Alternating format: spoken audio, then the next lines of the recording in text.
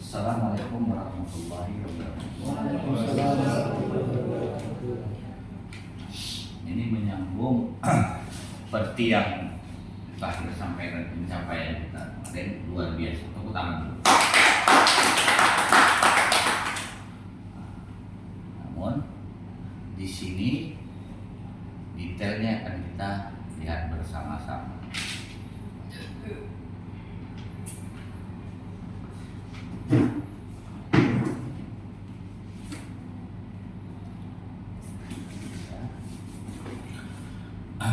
Kita dari mulai divisi AP1 dulu. Penjualan tadi sudah kita jabarkan, ada peningkatan. Namun laba kotor untuk divisi AP1 di penjualan kasir labanya tahun lalu 5 miliar 34 juta. Kita langsung sikat aja ya. Di tahun 2024 naik hanya 5 miliar 112, naik 77 juta 862, naik namun tidak berbanding lurus dengan penjualan. Biaya di tahun 2023 2,7 M, di tahun 2024 2,9 M, karena kita sudah banyak gerakan komisi ataupun apa. Jadi kesimpulannya, sisi biaya naik 226.528, meningkat, mungkin meningkat itu faktor inflasi atau gimana. Ini yang nanti akan kita cari apa akan masalah. Laba semi bersih. Kenapa saya katakan semi bersih bukan bersih? Karena di sini ada kehilangan selisih stoknya yang belum dikeluarkan, kehilangannya, kerusakannya, restannya. Tahun 2024 dan 2023 2 miliar 605 juta. Di tahun 2025 turun jadi 2,4 miliar. Padahal saat itu kita memiliki peningkatan laba bersih, jadi laba semi bersih turun 7,8%. Oke, jadi kita KP1 dulu. Mungkin kemungkinan persentase laba dulu. Kesimpulan problem kemungkinan, tapi kita cari yang tepat. Biaya persentase laba turun, biaya meningkat. Laba menurut ada beberapa faktor seperti persentase laba, biaya meningkat, inflasi. Faktor inflasi juga harus diperhitungkan. Manajemen belum rapi. Jadi di sini nanti apa dulu akar problemnya, itu yang kita cari bersama-sama. Karena kalau tidak tepat akarnya, tidak akan dapat solusi yang tepat. Baik, kita kembali ke AP2. Saya tadi AP2 meningkat 4,7%. Biaya meningkat, langsung saya inti ya. Biaya meningkat sampai 35,4% dari tahun sebelumnya, senilai 186.120.198 dari tahun yang lalu. Laba semi bersih, pada omset tadi meningkat. Laba semi bersih 2023 1M,135.583. Kemudian tahun 2024 penjualan meningkat, tapi labanya turun, malah menjadi 987.888. Rata-rata per bulannya seperti ini. Turun 4,9%.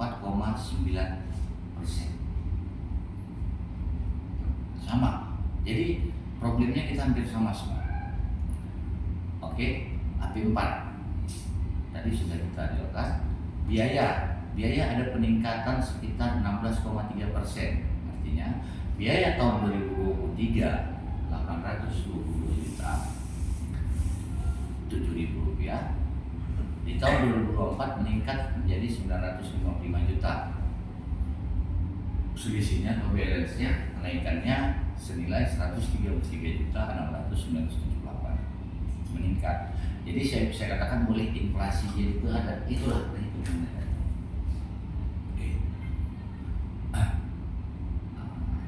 Oke, AP9 kita next saja. Oke, next AP9 ya. AP9 malah lebih parah. Laba tahun 2023 215 juta 542. Di tahun 2024 labanya 16 juta 315. Selisihnya 199 juta 177 330. Turun sangat signifikan sampai 1217%. Nah, ini akan masalah yang kita cari bersama-sama. AP11, oke, tadi naik, penjualan naik sampai 2 miliar, sampai 22,9%.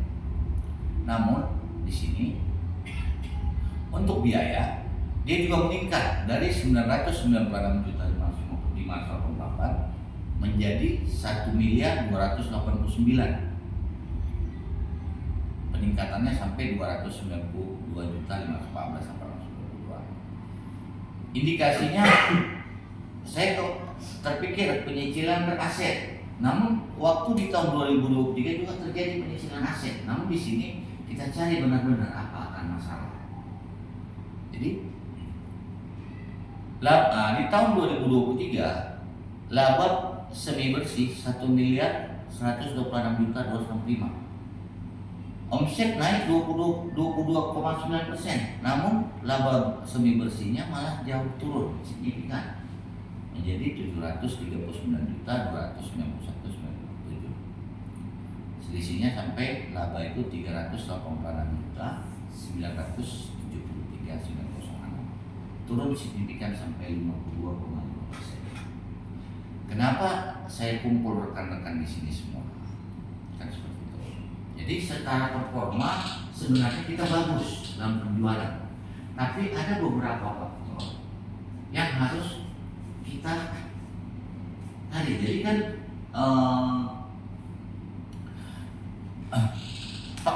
sebenarnya menurut saya itu faktor-faktornya itu kan biaya meningkat itu kenapa? Itu nanti kita cari dulu apa? Itu kalau kita kembangkan biaya meningkat itu contoh harusnya karyawan bisa 7 kita buat 14 itu juga mempengaruhi. Nah, itu jadi banyak faktor sih. Jadi kalau bicara persentase laba turun kan gitu, itu bisa jadi terjadinya penetapan harga beli yang kurang tepat. Penetapan harga jual yang kurang tepat. Nembak TV apa itu? Oke kan?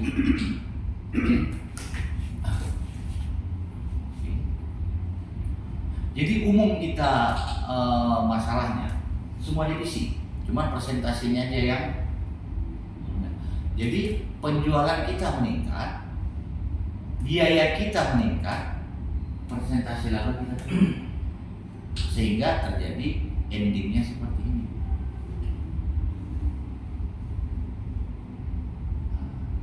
Jadi ini di sini menurut saya apa kira-kira anggapan dari rekan-rekan? Apa yang harus kita lakukan? Misalnya kan nih, pertanyaannya kenapa? Boleh? Kalau menurut saya, kalau biaya besar itu harusnya balance sama laba yang besar. Cuman di sini kan kenapa laba itu kita katakan stuck atau menurun sedikit lagi. Malahan biayanya terbalik lebih besar. Jadi kan ada minus di situ. Itu pertama faktornya barang yang kita jual itu dari harga jual, terus pengambilan dari vendor. Jadi bagaimana kita bisa melakukan laba besar sementara kita masih order sedikit, order lokal gitu kan. Makanya saya pernah bilang sama Bapak itu, memang kita harus kayak dulu lagi Pak, punya barang sendiri. Tapi saat sekarang itu baru pelan-pelan. Kayak misalnya kami kan kiblatnya KP1. Padahal dulu kita pernah order Jakarta itu boleh tuh retail ngambil soal cewek walaupun itu nggak main gitu. jadi besar gitu kan. Makanya kenapa kita mainkan itu dulunya gitu. Tapi kan sekarang kan udah hilang gitu. Menurut saya itu sih. Jadi bagaimana kita mau mendapatkan laba besar sementara kita pembelian masih ya itulah Pak kan, ditambah kebalik dia jadinya, beban itu besar. Kalau dengan strategi pekerjaan kita, saya rasa tim sudah bekerja maksimal. Dengan tim ini sekarang udah komplit, seharusnya omset itu besar, laba juga besar. Itu loh, bukan omsetnya besar, labanya minus.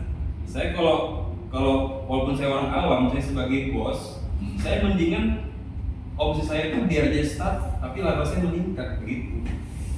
Menurut saya. Jadi harus yang kita cari ini sebenarnya permasalahannya di pembelian harga jual, baru kita efisiensi di biaya. Itu sih menurut saya. Ada tanggapan lain?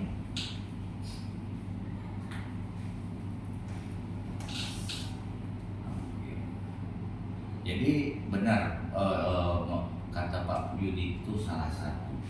Namun karena di retail ini kita katakan retail, karena retail sudah tidak fokus lagi dalam ini barang AP1 juga nggak bisa terlalu kita fokuskan. Kenapa? Pertama itu kita katakan balet puyuh itu karet lah ya, karet itu harganya sudah mau. Jadi itu kalau bicara sembakonya sandal, jadi nggak bisa kita subsidi silang. Namun sebenarnya bisa. Makanya di sini tadi nanti akan saya share ini ke masing-masing divisi dan itu kita cari benar-benar akar masalah yang tepat. Karena kalau kita menyelesaikan suatu masalah, kalau tidak tepat akar masalahnya, nanti hasilnya akan beda. Ada pendapat yang atau buat ada atau boleh ada pendapat?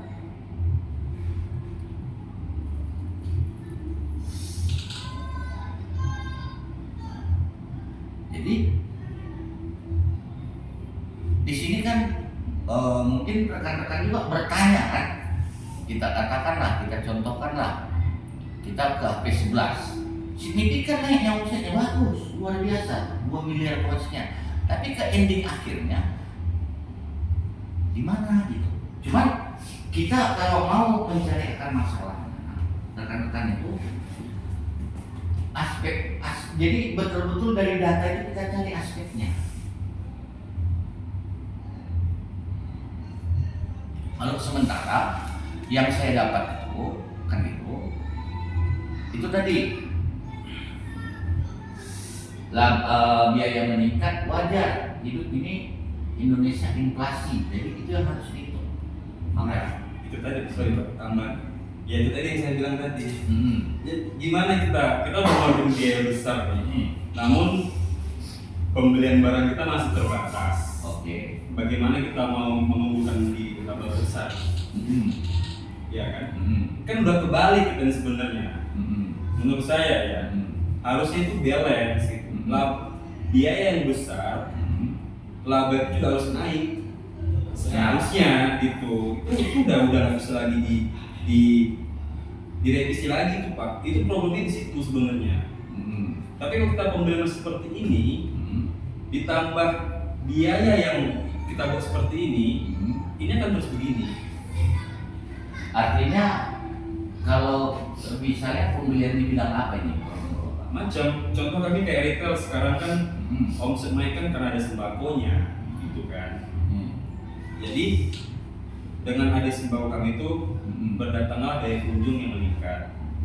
Cuman sekarang kita ini kan produknya udah terbatas. Kalau saya sendiri dari sendal kan, barang Jakarta pecah belah segala macam, habis di Jack udah nggak main lagi.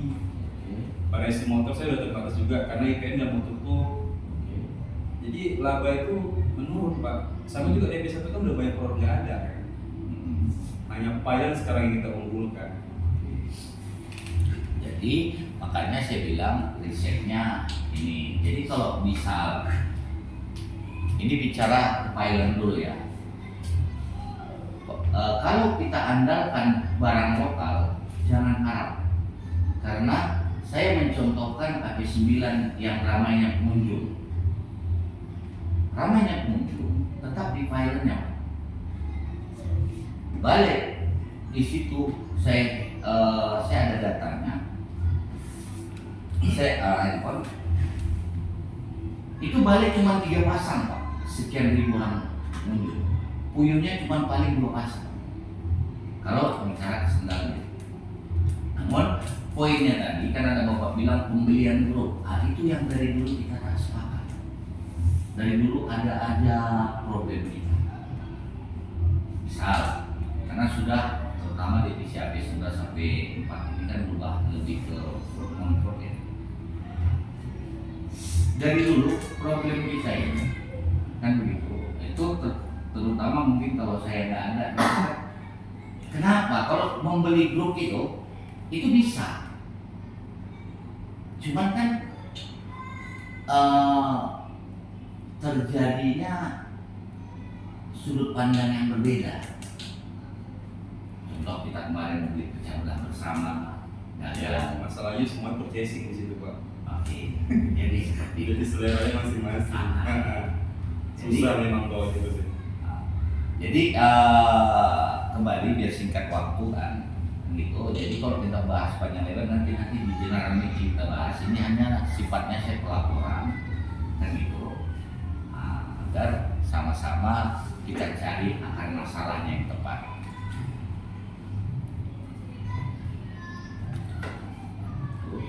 Jadi saya ada sedikit cuma yang taksiran, saya belum studi kasus benar-benar. Analisa solusi kalau di P1 program kunjungan maksimalin ini belum masih pending. Ini bisa nanti saya ada juga program mungkin bikin komunitas khusus asosiasi pedagang sandal, mungkin saya ketuanya. Pererat hubungan emosional kita sudah on proses melalui momen lebaran ini. Boleh nanti kita lihat hasilnya. Salah satu karena penentuan harga tol kurang tepat, maksudnya tepat kita paham mensubsidi silangnya. Iya. Kenapa bisa terjadi itu?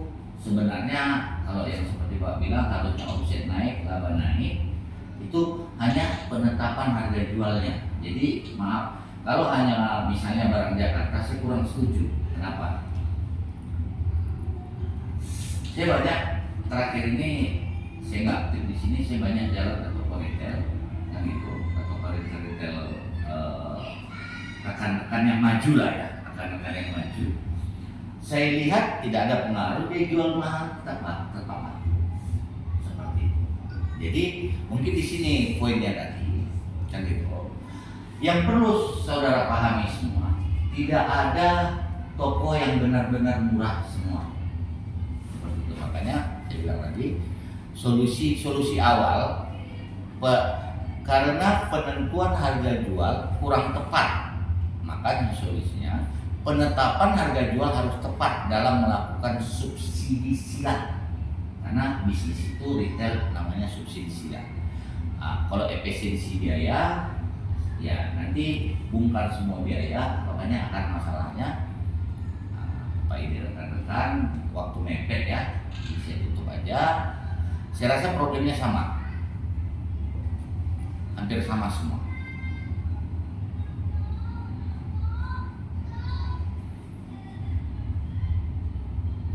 Baiklah, cukup di sini. Wabillahi taufik. Ada lagi? Ada Pak. Apa lagi? Terakhir. Jadi bagaimana kita memberikan harga yang tepat? Sementara pembeliannya nggak tepat, kan begitu. Sementara Pembeliannya nggak tepat. Ini kita berkaca, simpel saja biar dapat dipahami. Kita berkaca kepada super murah yang biasanya kita banggakan, kan seperti itu. Pembelian dari Jakarta dia nggak terlalu banyak. Kalau misalnya Bapak mau tahu manajemen super murah, walaupun dia belanja dari Vincent, dia tetap harga grosir Vincent. Saya sudah bertemu sama dia langsung, sama super murah. Jadi Maksudnya di sini kan itu, saya bukan menekan, bukan ya, kan seperti itu. Artinya kita mencari akar masalahnya supaya timbul solusinya. Nah, solusinya seperti itu. Jadi kalau pembelian di awal misalnya, kalau solusi saya, kalau untuk Bapak Wahyu sama Pak Wahyu, karena dia sudah satu circle, maksudnya satu bidang ya di retail, itu ada misalnya paket-paket sembako atau apa. Jadi di sini Pak, sebenarnya ini bisnis itu menurut pengalaman saya sejauh ini, bagaimana kita jual menjualnya subsidi silang, karena yang perlu kalian pahami, customer tidak semua paham harga, dan yang perlu juga dipahami, menjual barang, penjual tidak selamanya fokus customer itu kepada harga. Itu banyak namanya itu dalam sales marketing itu ada yang lebih fokus membangun emosional, contohnya bisnis asuransi seperti itu. Ada lagi tambahan? Jadi di sini sekali lagi saya bilangkan, di sini kalau nanti debat kita atur di meetingnya atau pembahasan ini, cuman di sini poinnya kita mencari akar masalahnya. Semua kita cari akar masalahnya apa. Itu juga kita umumkan by data. Karena saya sampai detik sekarang belum dapat akar yang tepat. Baiklah ya. Ada tanggapan lainnya, kita mau joget-joget juga ya kan, mungkin juga ada malam. Wabillahi taufiq wal hidayah. Assalamualaikum warahmatullahi wabarakatuh. Waalaikumsalam warahmatullahi wabarakatuh.